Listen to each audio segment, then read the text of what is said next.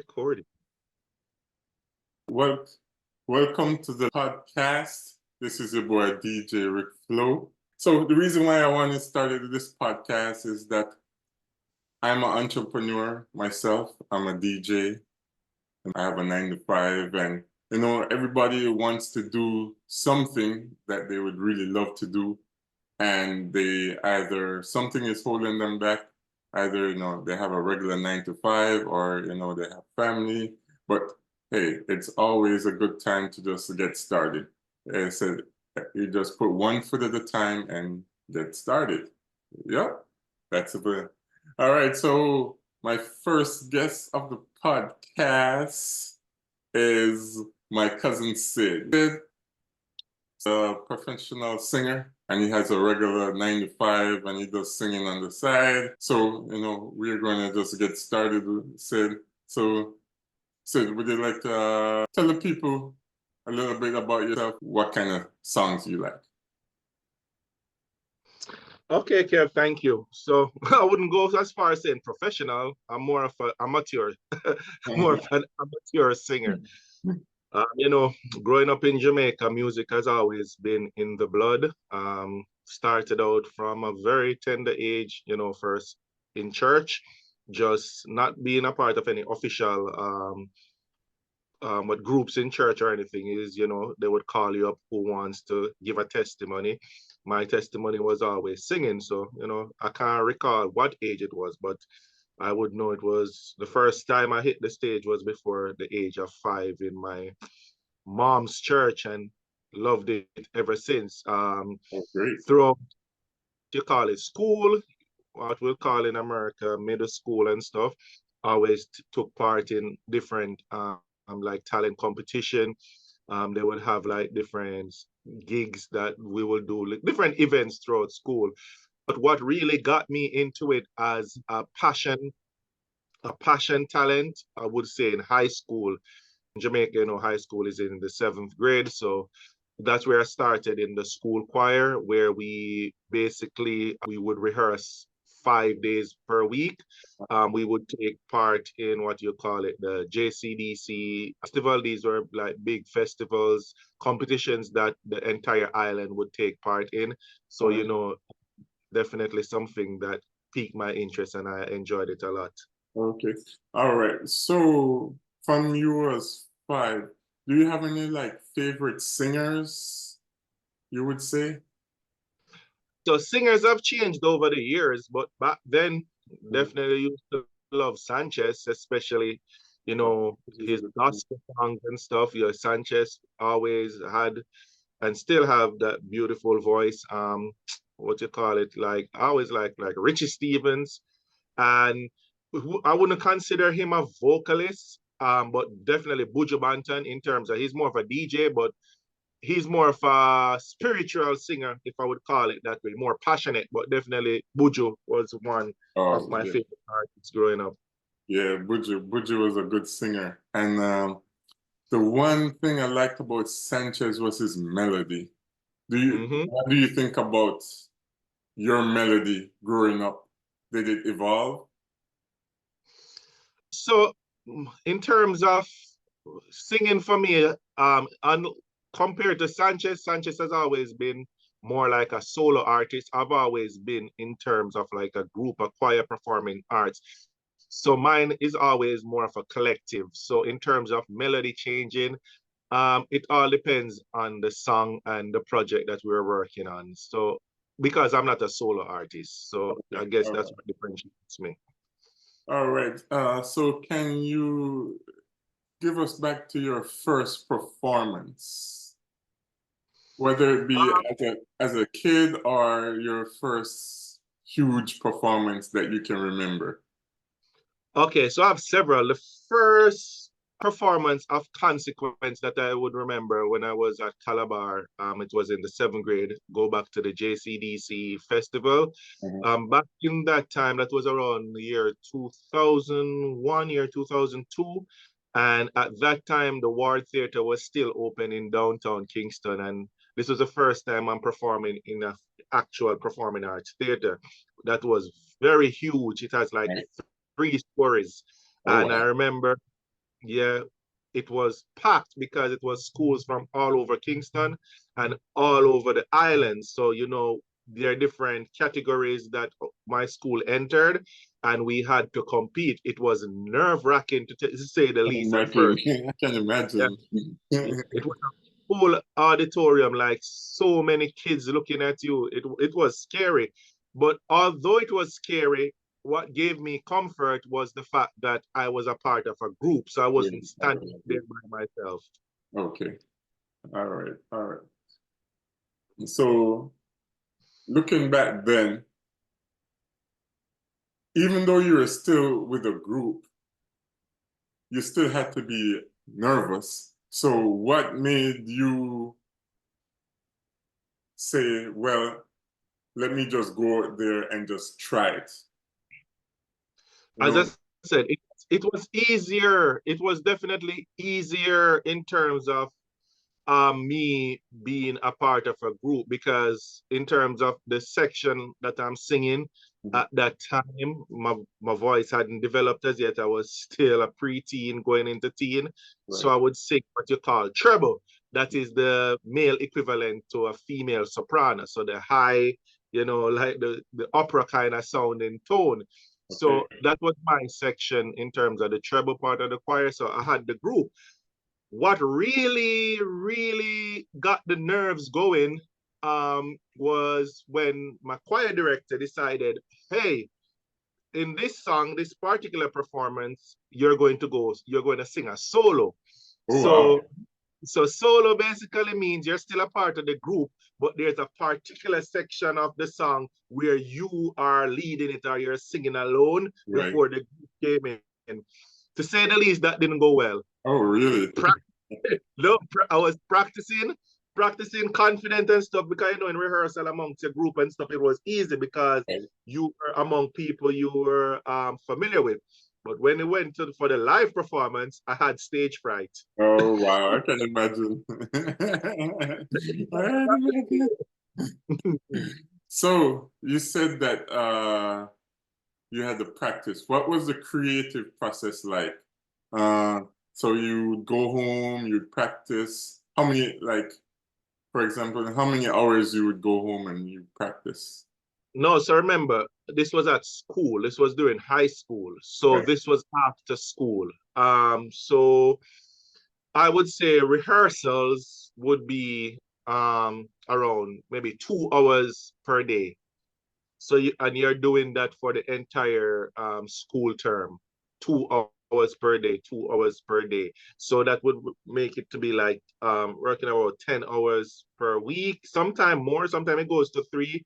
So it would be between what, 10, 15 hours per week, Mm, 46 interesting. hours a month. So that's basically because my choir director was a perfectionist. So it's not the same. You have to continuously practice, no matter how good you think you are, especially when you're singing out with a group of people. You could get rusty, and then harmonizing is very Good. critical to what we are doing. So you always have to make sure you practice to get the harmonies tight. Nice, nice. So basically, you're in the group, you know, but you have to put out a good amount of effort Of because course, you're going to be you don't want the group to look bad. correct. And we are all competing. So as a group, we are one, we are a unit, and we don't want to be the weakest link in the chain. So everybody have to pull their collective weights to ensure that the whole collective was successful. And we had a goal. The goal was not just performing. The goal was to compete to win a literal gold medal. So Oh we took yeah, compete. Oh, it. nice. Yeah, it was a company. It's a big. I think it still happens in Jamaica now. It's JCDC, Jamaica Cultural, whatever D. I don't remember what the D and the C stands for. Yeah, Yeah. but thing. Miss Lou was a part of that. A lot of different prominent people. That's a big thing that happens in Jamaica for the performing arts. All right. So you said that. you did the concert, you got stage fright, but did you finish the song or you just That time, I did finish the song, but like one of my other team members had to step up to assist me. And or it gave me, like I started having stage fright and I started cracking. So right, he would jump in to take over the solo for me, start singing. Then it gave me the confidence to continue. And that's how I was able to complete the task. right. And so would you say teamwork was a part of, Definitely. yeah, Definitely. how, And how important was teamwork, that? no, teamwork is essential, not only as a part of a group in terms of a singing group, but also even as a solo artist, because even a solo artist, they do have a band. If they don't have a band, they have a DJ. So you have to be cohesive with your team member because contrary to popular belief, one person cannot do it alone. Yeah. And you are so right. You're so right. So, did you, what was the end of the competition? Did you get to perform in the on the big stage? No, so the competition went well. I did the competition for about 2 or 3 years up until the Okay. ninth grade. We won several gold medals, silver medals, and we won bronze medals. Some competition we lost, but that's a part of the game. You win some, you lose some, you come back the next year, try to do better. So I performed in the school choir up until the ninth grade. I stopped around the ninth grade because I guess you started getting older. You Right. think you were too cool. Nobody wants to be in a choir. So I started doing other things. Okay, understand, understand. All right. What were some of the behind the scenes of singing that people on the outside looking up, they won't know? Because we all see the performance, but we don't see behind the scenes, you know? Okay.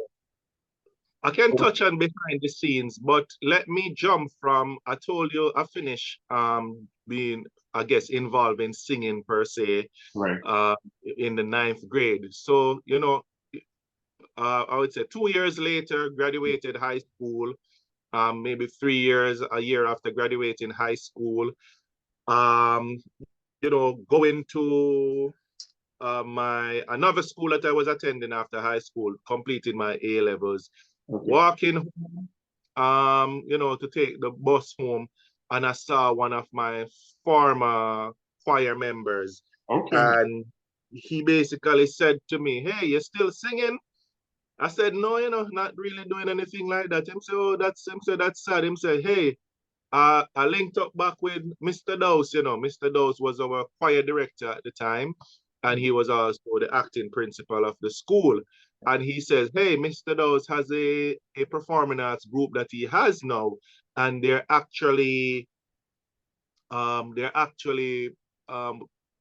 preparing to do a competition. It's called the World Choir Games in Austria, Oh, nice. that's in Europe. So he was like, if you're interested, you should definitely swing by.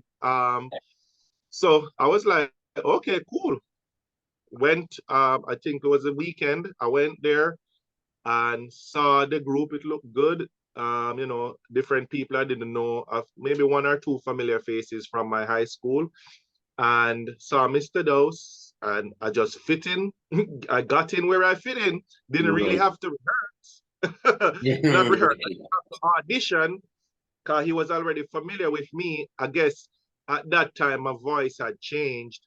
So at first they put me in the tenor section. That the tenor wasn't the best fit for me. So then I was put in the bass section. So in terms of that, Mhm. this was actually more difficult. Let's talk about preparation because remember, this is not a Right. professional job.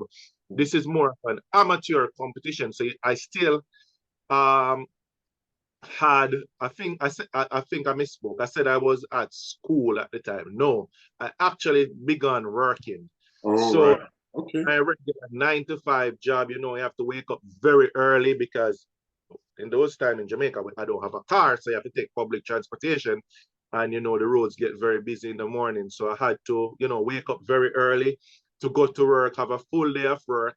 Then after work, Okay. Right. leave work at 5, head to rehearsal at 6.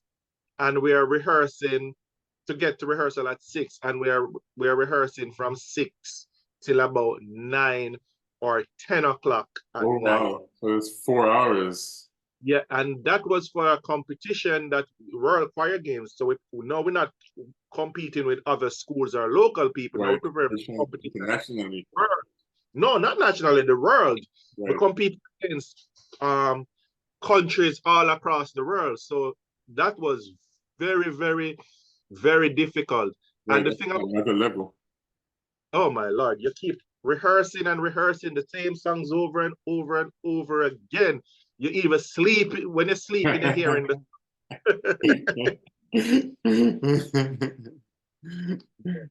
so it became almost like obsessive. So I could just imagine how professionals are, and we Right. were just amateurs. Right. Right. So what eventually happened? Yeah, we did end up going to the World Choir Games. That was in Austria in 2008. But prior to that, because that was in the summer, so when I joined, it was around March of that year. Mhm. So what ended up happening was, you know, we did a lot of rehearsal every day. But in between there, Mhm. in between that time and the time for competition, we were performing at other events, like little local events and stuff Okay, like that. interesting. You know, yeah, like the people would invite us different places, performing churches, performing like school fest, those different wherever we could perform because it was all good and dandy when you are performing, rehearsing amongst Right. yourself, but you still need to have some kind of a dress rehearsal where Right. you're performing in front of a live audience. So we did that from time to time until it was time for the competition in Austria, which lasted for 2 weeks. Interesting. Can you remember the first time you got paid for singing? So I was never a professional singer per Mhm. se. Singing was always a passion. Right. Um, I never considered myself that talented Right. to to make it a profession. It's just something I love doing and I Right. enjoyed it. It's nice to do something, you know, like a 9 to 5 and then have like kind of a hobby. But I did get paid because before I tell you the first time I actually got paid, Mhm. it, after the World Choir Games, which we did in Austria, which we actually did well. I think we got like 2 gold medals, a silver and a bronze. So we did pretty well. So obviously, that was kind of some kind of a big news in the arts in Jamaica when we returned home. So now people were talking about us and stuff. We people kept inviting us to perform here. We were invited to perform at the um Sumfest, Reggae Oh, Sumfest. nice. Yeah, Interesting. we actually Busy Signal actually wanted a backing choir and heard about us, met the choir director, was like, teacher, yeah, I would like to do something with your group.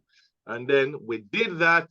Mhm. Um, we got like a little stipend, nothing much. Right. Um, then we got invited to perform at the Jamaica Jazz and Blues Festival. Oh, nice. Um, the big thing they wanted us to back up. This was an American act. He was I think a okay, rock star. Like his name Right. was Ford. His name was Lou Graham Right. from the Foreigner. That song, the song Right. I Want Love Is. Right. So he he basically wanted us because he had left the group Foreigner and he Mhm. wanted to get that, you know, that backing sound that he was used to in the band. So Right. for that one song, so we performed with him, and that's where Nice. Lionel Richie and stuff were. To answer your question, the first time I actually got paid, it wasn't for singing per se. It Right. was it was for, you know, that's not true. The first time I got paid was the Beres Hammond show. Oh, where are Um, you stand with Barry Salmon? Nice. yeah, yeah, that was two. I want to say 2008, 2009. Right, He had a concert that he was putting on called A Moment in Time. right, Uh, that was, yeah, he had an ensemble crew that he was singing with. He had a song that was released, I think maybe early 90s or so, teach the children love within the music. right. It was a song that he sung, but it featured Marcia Griffith, it Mhm. featured Dennis Brown, featured some other people. So the performance in 2008, obviously Dennis Brown had passed by then, so he had other people filling in, and it was an amazing feeling performing with Beres, backing him Right. up for that particular song. And yeah, we did get paid for that, and this was the best feeling of my life I can because imagine. remember, we got to go to a Beres Hammond show. We were backstage. We were privileged to all the backstage amenities. Right, Literally could see all the performances. We were side stage. I right. didn't care about getting any money. This man's getting a free ticket to a concert, so I don't care about no money. So imagine when they say, "Oh, you're getting a little stipend on top of that." I was on top of the world. Right? It's like all your hard work paid off. Yeah, listen. At that time when I was in Jamaica, they Uh-huh. didn't have to pay me anything. Just keep on inviting us to these concerts because remember, these are concerts or shows that people are paying thousands of dollars to go Right, in general admission. And we are past VIP, we are backstage. So we right, can see full performance because it's not like you're performing and then you have to leave. You right. can stay and watch it. Nice. Mhm. Nice. All right. So that was exciting. So, okay. So you're in the singing and listen. So my question to you, if somebody says, well, I want to sing. I want to sing like you, right? I want to be able to go to concerts and sing at concerts, but I am scared to go out and do things myself. What would you suggest to that person? It all depends. Give me some like simple, if you could give me some simple steps that It's somebody all could do. Yeah, it all depends. As I said, was not professional. You can do amateur because it has to be something of a passion, Mhm. right? You can be passionate about it, but your passion doesn't necessarily have to translate into a profession. It's just something you like doing on the side. So I can speak from an amateur standpoint. Mhm. Before the best way I would say to get into singing, especially if a person that is um, maybe gets stage fright and is scared, it's always good to be a part of an organization. Mainly the easiest way is like school. Okay. Um, like my situation, join the school choir, right? Yeah. You can join the Like school choir. suppose they're grown. Suppose they're still in their let's see their 20s, 18, you know. It all depends on where you are Oh, okay. because you're grown, it still can be in school. Okay. You could So you could be in college. If not, if you go to church or something like that, mhm. uh, yeah, you definitely can join church. I'm just talking from my vantage point. Right. The other ways, because if you're scared, definitely being a part of a group, it does help with the nerves. If you just want to be a solo person, you can always look in your areas. The internet is vibrant now. You can always look for different talent shows that you could sign up for, or you could just do karaoke. Oh, Go with nice, your nice, nice. family That's what I was going to say. yeah, go to your friends and family to karaoke. The good thing about going to a karaoke, if you can sing, you're a star there because 99.9% of people who go to karaoke can't sing. So they're literally going there to make a fool of themselves. So Right. that gives you some comfort if you can actually sing. And then, you can actually sing. People are going to give you a warm reception. So that could be a start to give you some encouragement, and then you can take it from there. Okay, that's good advice. That's good advice. And so you say go to your friends and families. All right. Let me ask you this question. If somebody that you say can't sing, right? Like myself, is there a way how I can become a good singer or even half of a good singer if I even go out there and try? So to be honest with you, God gives everybody special talents, right? Mhm. Everybody's talent is not singing. Right, So, some people are not singers, but you could train them to what, for lack of a better word, hold a note. okay, hold on. Okay, To be a good solo star or stuff, but we can teach you to hold a note and stay on key. Of course, if you're not an awful, like non-talented person, for instance, let me give you a prime example. okay. Bon is Uh-huh. not a singer. We know him Right, as more of a DJ. right, But remember, in the mid 2000s, he was singing on some songs. right, Because he has the voice and he's been in music for over 20 years at the time.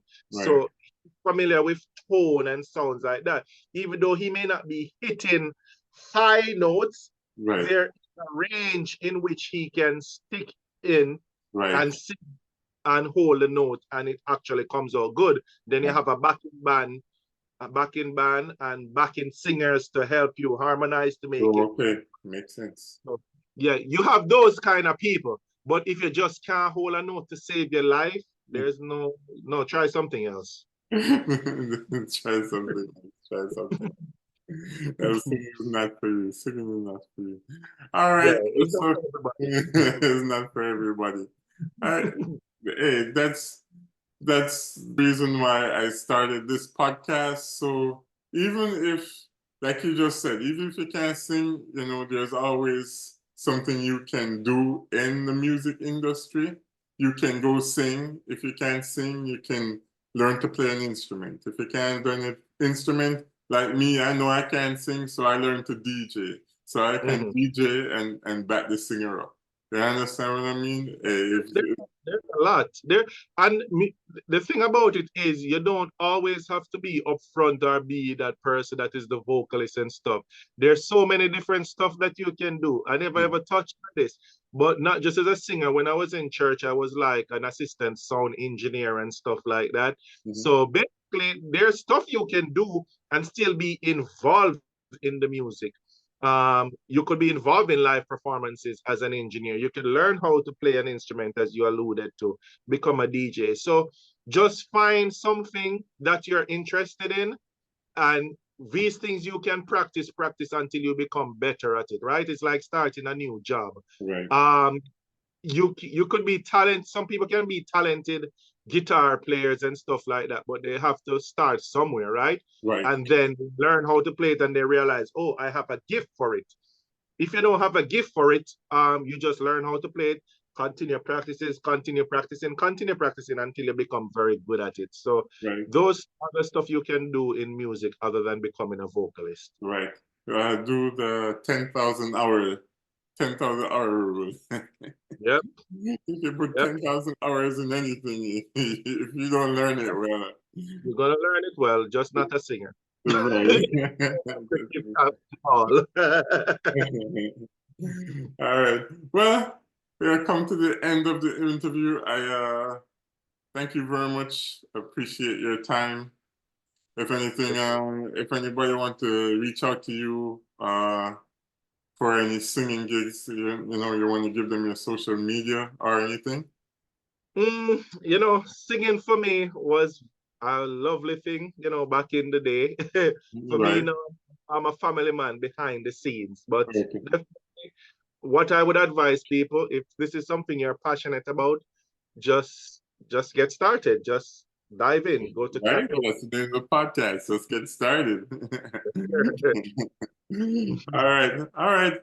Thank you very much for your time. I appreciate you. You're welcome, cuz. Thank And you for hopefully we can see you on the big stage one day. having me.